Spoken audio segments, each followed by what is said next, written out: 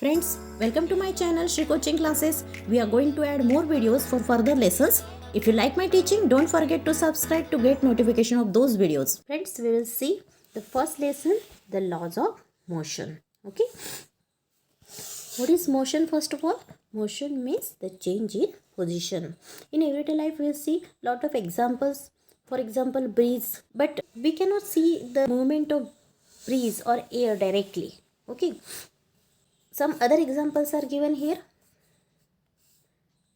Flight of bird, leaves flying through air. In this, the motion is here. But example second and fourth, there is no motion as the train is stationary. रुकी हुई है ना. Train कैसी है? रुकी हुई है, इसलिए मोशन नहीं बता रही वो. स्टोन लाइंग ऑन द हिल, पत्थर गिरा हुआ है ना, जगह पे है, वो मोशन नहीं दिखा रहा है. फ्लाइट ऑफ बर्ड में फ्लाइट बर्ड इज फ्लाइंग तो मोशन है, वहाँ पे मोशन दिखाई दे रही है. लीव्स फ्लाइंग थ्रू एयर तो उसमें भी मोशन दिखाई दे रही है. See another concept that is the motion is a relative concept. The motion is a relative concept. Why we said that motion is a relative concept? Take one example. If you are traveling in bus, okay, and the passengers who is sitting near you, for you he is at rest, but for the person who are outside the bus, both of you are in motion. Okay. Here we said that motion is a relative concept. कुछ लोगों के लिए हम motion, बाहर बस के बाहर के लोगों के लिए हम मोशन में हैं, लेकिन बस के अंदर जो लोग हैं उनके लिए तो हम कोई हलचल कर ही नहीं रहे ना, हमको जो मोशन दिखाई नहीं रहे. Therefore it is said that motion is a relative concept, क्योंकि वो सराउंडिंग में डिपेंड करता है कि वो चेंज हो रहा है, ऑब्जेक्ट की पोजिशन चेंज हो रही है कि नहीं हो रही है, वो ऑब्जर्वर पे डिपेंड करता है ना. ऑब्जर्वर को हम अगर हिलते हुए दिखाई देंगे तो हम मोशन कर रहे हैं, और अगर नहीं कर रहे हैं तो हम मोशन में नहीं हैं. इसे बोलते हैं relative concept. Friends, we will see the terms distance and displacement.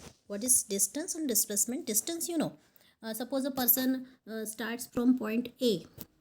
Okay, suppose a person, here the diagram is given here, starts from point A. इस तरह से वो पॉइंट बी पे पहुंच गया. ठीक है, उसने ए से स्टार्ट किया और बी तक वो पहुंच गया इस पाथ से. ठीक है, तो ये हो गया उसका एक्चुअल डिस्टेंस. उसने जो एक्चुअल डिस्टेंस कवर किया वो हो गया ए से लेके बी तक के. ठीक है, यहाँ से आया और यहाँ से इस तरह से बी पे पहुंच गया. ठीक है, ये हो गया डिस्टेंस, उसका एक्चुअल पाथ यू कवर्ड.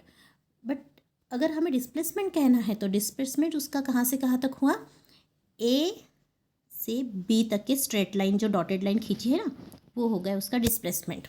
मतलब फाइन, वो पहले कहाँ पे था? ए पे, अब कहाँ पे है? बी पे. तो ये हो गया डिस्प्लेसमेंट. पहले इनिशियल पोजीशन कहाँ पे है उसकी? ए, और फाइनल पोजीशन कहाँ पे है? बी. तो ए से लेके बी तक के हो गया उसका डिस्प्लेसमेंट. ये हो गया उसका डिस्प्लेसमेंट. ओके, समझ में आया? ये जो पाथ है वो डिस्टेंस है, लेकिन ये ए से लेके बी तक के जो पाथ है वो डिस्प्लेसमेंट है. Okay, the example is given here. Sheetal and Prashant. Sheetal भी स्कूल जा रही है, प्रशांत भी स्कूल जा रहा है. ठीक है, लेकिन शीतल जो है फर्स्ट अपने फ्रेंड के आ जाती है, बाद में स्कूल जाती है, और प्रशांत डायरेक्टली स्कूल जाता है. ठीक है, तो Sheetal first covered 500 metre distance and then covers 1200 metre distance to go to school.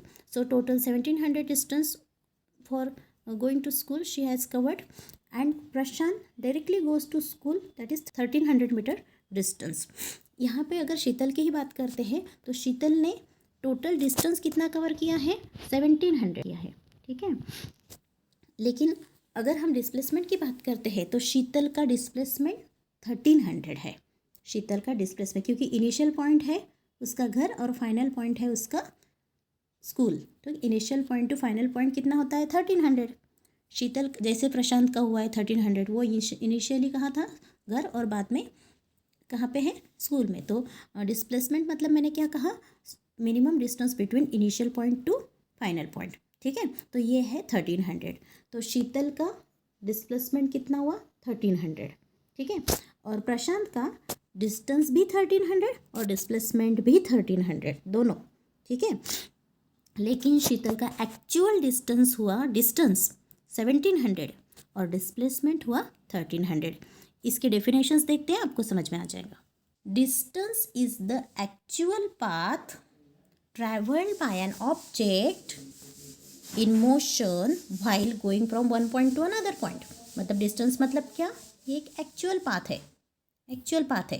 Distance क्या है, एक actual path travel by an object. लेकिन डिस्प्लेसमेंट क्या है, displacement is the minimum distance between starting point and finishing point. ठीक है, इसको अच्छे से डिस्क्राइब करने के लिए हम और एक एग्जांपल लेते हैं। जैसे यहाँ पे कार का एग्जांपल दिया है, वो लेते हैं। सपोज कार स्टार्ट हुई पी से लेके, पी से स्टार्ट हुई है कार, पी से क्यू तक के, तो इसका डिस्टेंस हो गया 360। पी से क्यू तक के डिस्टेंस हो गया 360 और डिस्प्लेसमेंट भी हुआ 360। ठीक है, अगर क्यू तक के गई हम ऐसा बोलते हैं तो उसका डिस्टेंस और डिस्प्लेसमेंट दोनों सेम होता है। स्ट्रेट लाइन में डिस्टेंस और डिस्प्लेसमेंट दोनों सेम होता है। लेकिन मैंने अगर ऐसा कहा कि कार पी से क्यू तक की गई और वापस पी पे आ गई, वापस पी पे आ गई, ठीक है, तो उसका डिस्टेंस कितना होगा और डिस्प्लेसमेंट कितना होगा। अगर वापस बोलते हैं तो वापस आइए ना, पी से स्टार्ट हुई और पी पर ही वापस आ गई, तो उसका डिस्टेंस होगा 360 प्लस 360, कितना होगा 360 प्लस 360 720। लेकिन डिस्प्लेसमेंट कितना होगा, 0।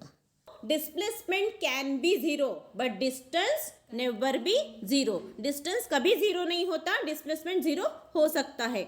उसी तरह से अगर एग्जाम्पल में आप देखते हो कि ए से कोई निकलता है, ए पॉइंट, वापस अगर उसी पॉइंट पे आता है तो उसका डिस्प्लेसमेंट 0 हो जाता है। ठीक है, समझ में आया डिस्टेंस और डिस्प्लेसमेंट में। स्पीड एंड वेलोसिटी में देखिए, ठीक है, दो तरह की क्वांटिटीज होते हैं, vectors quantity and scalars quantity. तो इसका मतलब क्या होता है, वेक्टर क्वांटिटी में डायरेक्शन बताने की जरूरत होती है, direction as well as magnitude, और स्केलर क्वांटिटी में सिर्फ magnitude. So those quantities which require magnitude as well as direction are called vectors, okay, या वेक्टर क्वांटिटी।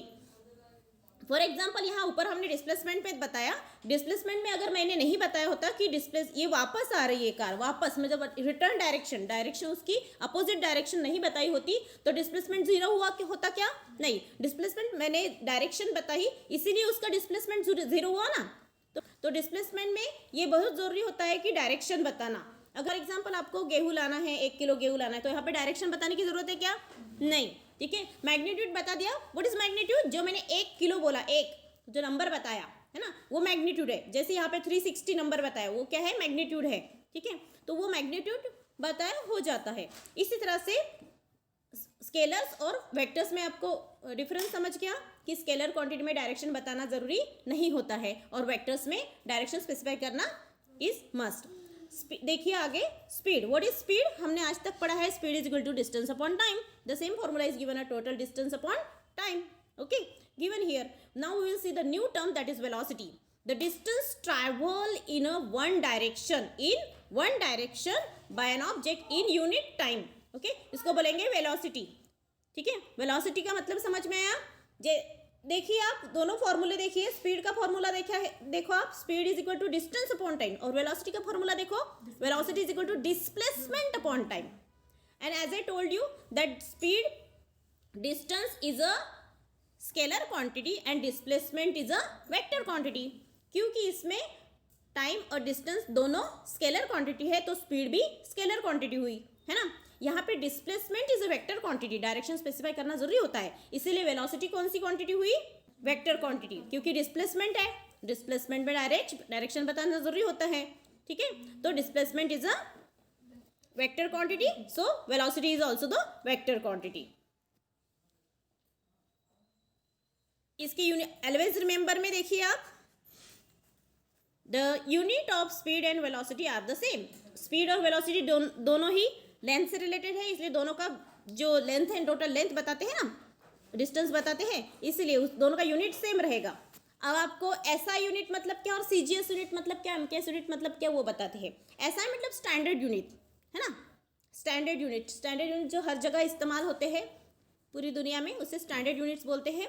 और इसका जैसे मीटर पर सेकेंड, ये स्टैंडर्ड यूनिट है। ठीक है, सीजीएस में, इसको सीजीएस मतलब छोटा यूनिट, इसका ही मीटर का सब छोटा यूनिट कौन सा होता है, सेंटीमीटर, है ना, वो है सीजीएस यूनिट। ऐसा यूनिट का मतलब समझ गया, स्टैंडर्ड यूनिट जो हर जगह इस्तेमाल किया जाता है। अगर हमें कुछ मीटर में दिया रहा तो हम उसे सेंटीमीटर में कन्वर्ट कर देते हैं, या फिर सेंटीमीटर में दिया तो स्टैंडर्ड यूनिट में मतलब मीटर में कन्वर्ट कर लेते हैं प्रॉब्लम्स में। तो सेकंड पॉइंट देखिए आप, speed is related to distance while velocity is related to displacement.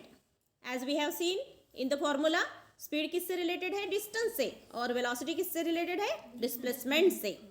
If third point, if the motion is along straight line, अगर मोशन स्ट्रेट लाइन में हो रही है तो दोनों की वैल्यू सेम रहेंगी, स्पीड की और वेलोसिटी की। ठीक है, जैसे यहाँ वहाँ पे हमने देखा ऊपर के एग्जाम्पल में, कार P से लेके Q तक के गई, अगर कार सिर्फ P से Q तक के ही गई तो उसका डिस्टेंस भी 360 और डिस्प्लेसमेंट भी 360। ठीक है, जब वो वापस आती है तभी सिर्फ उसका डिस्प्लेसमेंट चेंज होता है, अदरवाइज वो सिर्फ P से Q तक ही गई तो उसका डिस्टेंस और डिस्प्लेसमेंट दोनों सेम होता है, because it is in straight line, क्योंकि वो स्ट्रेट लाइन में जा रही है ना, वापस आई नहीं, इसीलिए डिस्टेंस और डिस्प्लेसमेंट दोनों सेम हुई। उसी तरह से यहाँ अगर डिस्टेंस और डिस्प्लेसमेंट सेम रहेंगे तो ये फॉर्मूले के वैल्यूज भी सेम रहेंगे ना, डिस्टेंस तो आंसर भी सेम ही आएगा, स्पीड डिस्टेंस अपॉन टाइम और डिस्प्लेसमेंट अपॉन टाइम का आंसर सेम आएगा। So ultimately velocity and speed दोनों भी सेम ही होंगे in one direction, in straight line, अगर स्ट्रेट लाइन में है तो। ठीक है, velocity is the displacement that occurs in unit time. So definition क्या हुई वेलोसिटी की? What is velocity? Velocity is the displacement that occur in unit time. Okay, as per formula velocity is equal to displacement upon time. Okay, on the next page now we will see how to calculate the average speed. average speed निकालने के लिए देखो, शीतल के average speed निकाली हुई है, उसके लिए फॉर्मूला है total distance upon total time, है ना। उसके लिए टोटल डिस्टेंस लिया था शीतल ने, कवर किया था फर्स्ट एग्जांपल में हमने जो देखा था 1700, और टोटल टाइम उसे जो लगा वो 29 मिनट्स। ठीक है, तो अगर टाइम पता है, डिस्टेंस पता है, तो हम स्पीड निकाल सकते हैं, एवरेज स्पीड। ठीक है, वो निकाल दी है एवरेज स्पीड, यहाँ पे निकाली हुई है। ठीक है, इन पाथ ए में 500 डिस्टेंस के कवर किया 5 मिनट में, तो 100 हुआ एवरेज। ठीक है, उसका आंसर 100 आया। और पाथ बी में देखो 1200 मीटर डिस्टेंस कवर किया 24 मिनट में, तो उसका आंसर क्या आया? स्पीड कितनी आई? 50 एवरेज स्पीड। एवरेज स्पीड के लिए हम क्या करेंगे? दोनों की प्लस 1200 प्लस 500 और टाइम की भी प्लस 25 प्लस 5 यानी 29। ओके, और इसी तरह से हम दोनों की डिवीजन करेंगे तो आंसर निकलेगा 58.6 metre per minute. Okay, no velocity लेने के लिए सिर्फ आपको क्या लेना पड़ेगा? ऊपर में डिस्प्लेसमेंट, डिस्टेंस की जगह क्या लेना पड़ेगा? डिस्प्लेसमेंट। डिस्प्लेसमेंट कितना था? 1300। शीतल से वेलोसिटी कितनी हुई? 1300/29 is equal to 44.83 metre per minute. See the effect of speed and direction on velocity. Speed और डायरेक्शन की वेलोसिटी पे क्या इफेक्ट होता है वो देखेंगे। यहाँ पे 3 एग्जांपल्स दिए हुए हैं। Sachin is travelling on A motor bike पे जा रहा है सचिन। एग्जांपल्स दिए हुए, फर्स्ट एग्जाम्पल में आप देखो वो क्या कर रहा है सचिन?